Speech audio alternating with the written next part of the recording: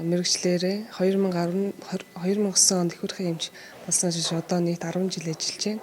За энэ хугацаанд маань Өмнөговь аймгийн их нэрэ эндэгдэл бусад одоо аймагуудтай харьцуулахад улс аймгийн дунджаас нэлээд дээгүүр байдаг учраас энэ чиглэлээр Москва хотод суралцах болсон баяртай байна. Энэ гадаадын сургалтанд хамрагдаж ирснээр бид үндэсний сургагч багш болоод орон нутагтаа их хурх эмэгтэйчүүдийн эмч бусад мэргэжлүүдэд их хурхын яаралтай тусламжийг илүү түлхүү чанартай хүн бүр чиглэсэн байдлаар хүргэх болно.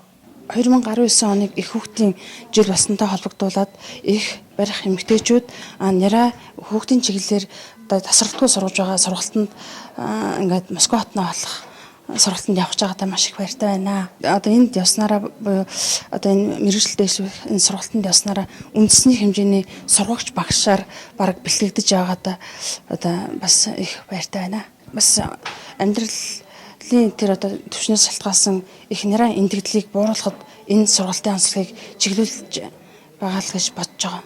За манай баг бол нийт 10 гишүүнтэй явж байгаа. Няраа эмч нар, их барих эмэгтэйчүүдийн эмч, мэдээг үйлчлэг хаалгаа эрчим тэмцэлгээний эмч нар маань явж байгаа. Тэгээ бидний энэ удаагийн сургалт бол их барихын яаралтай тусламжаар суралцах гэж явж байгаа. За манай их хүүхдийн эрүүл мэндийн үндэсний төв дээр саяхан сургалтын чиглэлээр одоо эмнэлэг зүйн лабораторитой болсон байгаа. За энэ удаагийн сургалтаар явахдаас энэ Колоковын нэрмжит сургуулийн тэр эмнэлэг зүйн лабораторийн танаас танилцах, тэндээс бас шинэ технологи манай сургалтын багш нарын маань одоо зааж байгаа арга барилтай хэр байдгийг маань сүүл орчин үеийн нэмэгдсэн юм юу байна уу гэдгийг бас сурч мэдэх зорилготой явж байгаа. Тэгээ бид нар бол 9 он бол үндэсний сургагч багш нар болохын тулд бас хичээж ажиллах юм бас давхар зорилготой явцгааж байгаа. Тэгээ энэ удаагийн сургалтанд явж байгаадаа маш их баяртай байна. Тийм сонин зүйлүүд ингээд яддаг. За зарим нь бүр ингээд болгоо жилийн асуудалд ч холбогдсон юм гарсан юм байна. Энэ салбарын багийн сургалтуудыг гэдэг зохион байгуулсан. Тухайлбал хадгалт судлалын үндэсний төвийн 16 сайхан дэвшлэр гарч байгаа.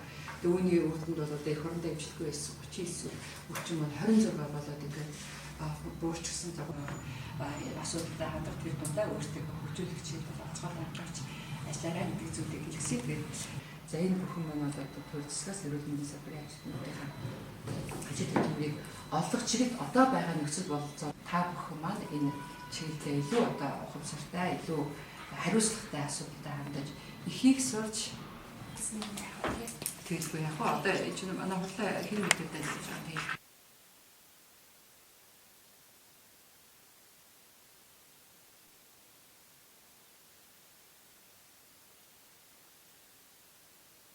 Гаруй жил ажиллаж байгаа. Одоо тэгээ мэдлэг мэргэжлээс сэргээгээд энэ сайхан хамт олонтой суралцах болсондоо баяртай байна. Эмэгтэйчүүдийн эмч байна. Их хургч мэргэжлэр эхлэлхэст ажиллаж агаад 2005 онд төгсөөд одоо их хурх